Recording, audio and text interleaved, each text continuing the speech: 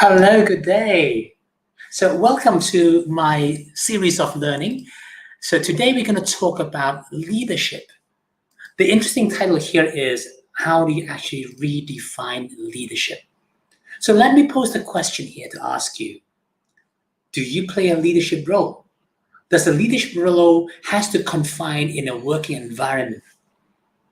Do you actually play a leadership role in your family?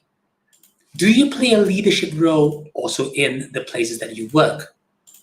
Do you play a leadership role in your community? So think about that and see how you apply the leadership skill set into each. So I've conducted many leadership classes. So when one were to ask me, how do you actually define good leaderships? It took me a while to think about it. And when I reflect upon my life, I think I can say at different stage of my life, I have a different definition of leadership. At the earliest stage, I would say maybe someone who's got the authority, someone who's got the power, someone who's got the influential power in moving people. And then later on, it moves towards someone who has got a vision that inspired us. And so when I would ask you, what are the qualities that defines a good leader? So in most of the classes, these are the few words that comes out. Someone who's visionary, someone who's decisive, someone who's very strategic, someone who's got that influential power, inspiring, able to organize, fair, empower, powerful, authoritative. These are the few words that normally comes out as good quality of a leader. I thought, fair, yeah, that looks like it. So the next question that I asked myself is, who defines a good leader? Is it proclaimed by the leader himself? Or a good leader is basically defined by his followers? Can a person be called a leader if the person doesn't have a follower? So on that note, so I posed another questions to the class and say, imagine this. Just go back in time from your own experience, right? Recalling the best leader you have ever encountered, someone who has led you. How did the leader make you feel? And amazingly, these are the few words that comes out from them. So those words comes out, but I like to feel included. I felt that I'm being appreciated. I feel empowered. I feel growth, safe. I felt that I'm being heard. I'm being valued. And also I can contribute towards something big. So these are the words that comes out from those who like to be led by great leaders.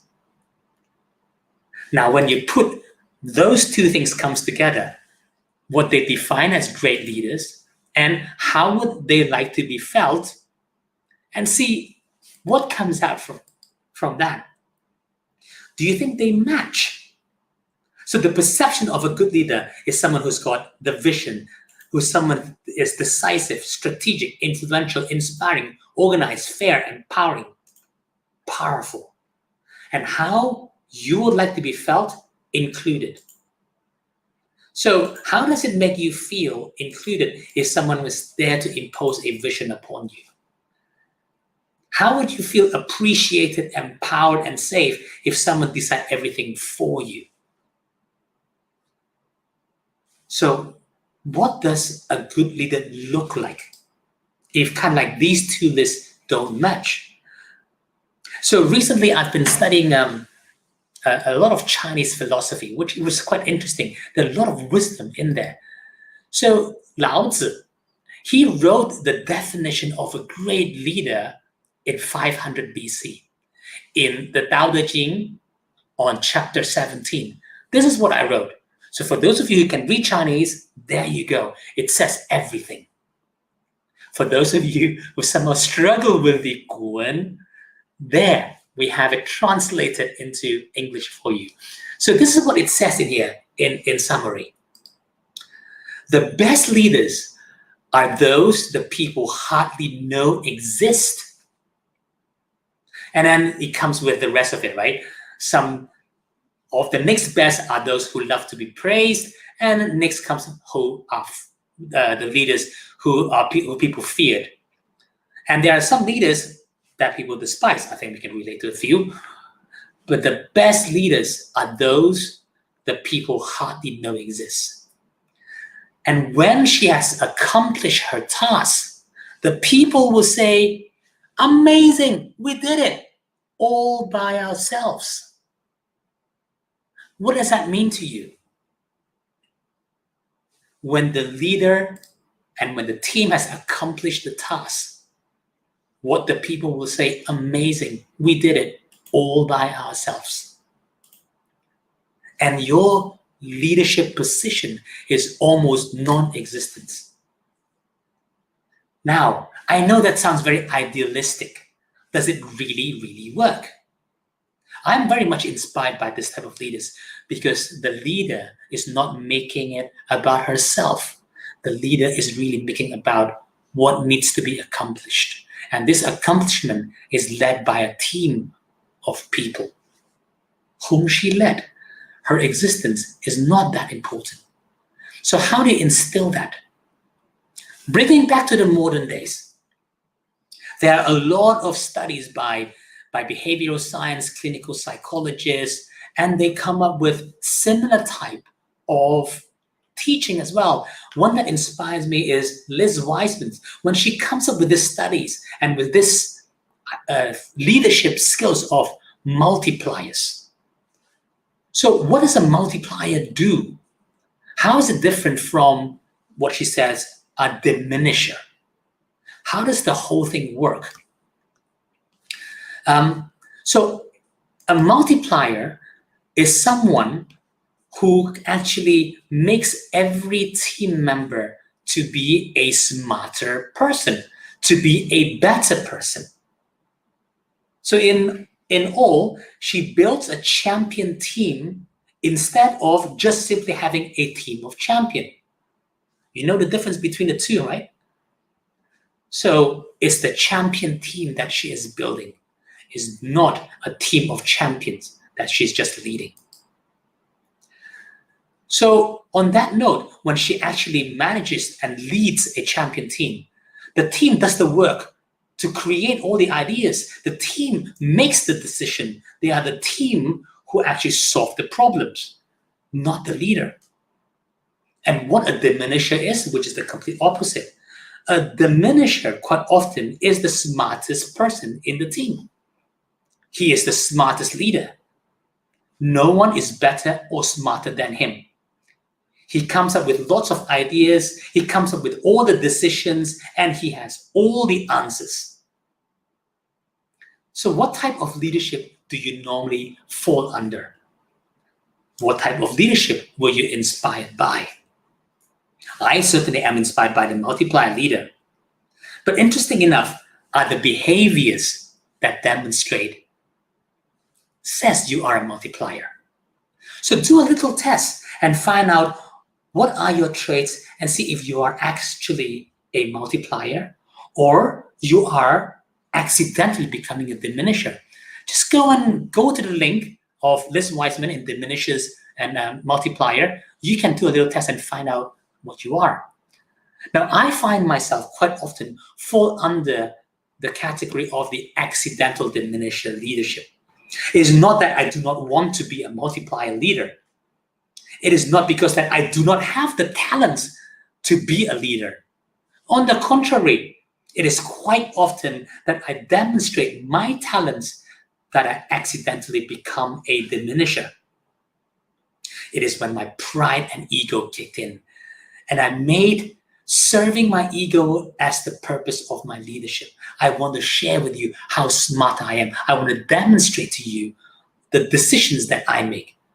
It is when I misuse my talents for the wrong purpose that I accidentally diminish instead of multiply. Because I made it all about me. So my lessons learned in my leadership journey is to lead with a purpose. And the purpose is not just about me. It is something that I serve bigger than me. So let me just pose these questions to you, and you can just reflect upon it and think about it. Have you ever asked the questions of your why? Why are you doing what you're doing? And is that why something that you serve bigger than you? So here's my learning is about, if you want to lead with a purpose. And then rally your team and see if they're aligned with that purpose. Use your strengths appropriately by knowing what they are first, and then allowing your team to also come to realize what are their strengths, and then put them together, leveraging on each other's strengths. So there's another study by Clifton. So in the Gallup's Clifton Strength Finder, you can do that test to engage a coach to help you and your team to transform your talent theme into your strengths. So when I mentioned that, right, when I misuse my talent, that's where I accidentally become a diminisher. My biggest weakness is not just simply what things I'm good at. My biggest weakness is actually things that I'm really good at, but I misuse it and I use it inappropriately. And as a result, that becomes my biggest weakness. That becomes my biggest danger. So here we go. Go into the Clifton Strength Finder, do a little test, go and find out what are your talent themes. Maybe you can focus on the top 5 or top 10, engage a coach to go and help you guys out to understand it. So in the process of which, it's about naming what are your talent themes. So you know what they are, you know how to put a name to it, you know what it means, you know what it does to you, why it serves you, and why it also affects you. After you've named it, then you can then claim it, own it, learn how to master it. Once you have done that, you can use a combination of those talents. Those are the things that you're naturally good at, and then turn them into your strengths. Use your strengths to unleash your potentials. And then when you have a team of people, the beauty of this is every one of us is unique.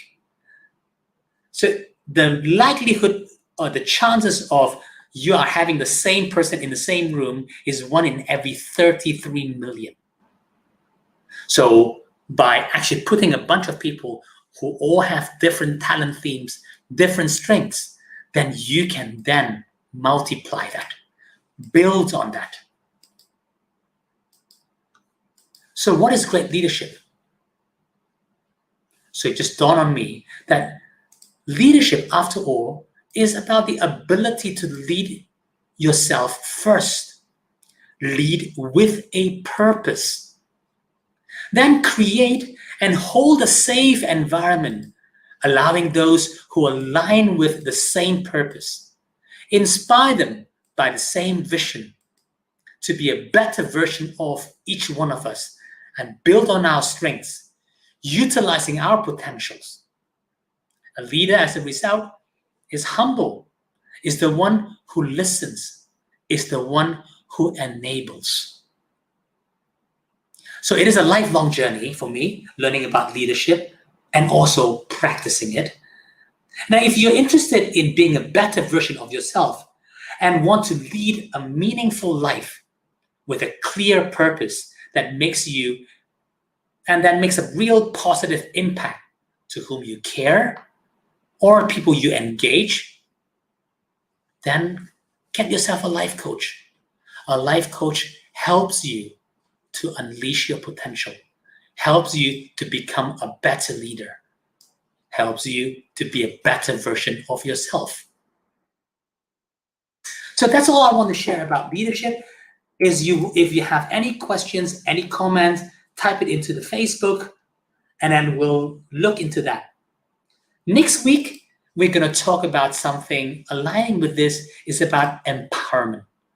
So we're going to talk about what does the word empowerment mean and how does that serve in leadership. Thank you for being with me. Goodbye.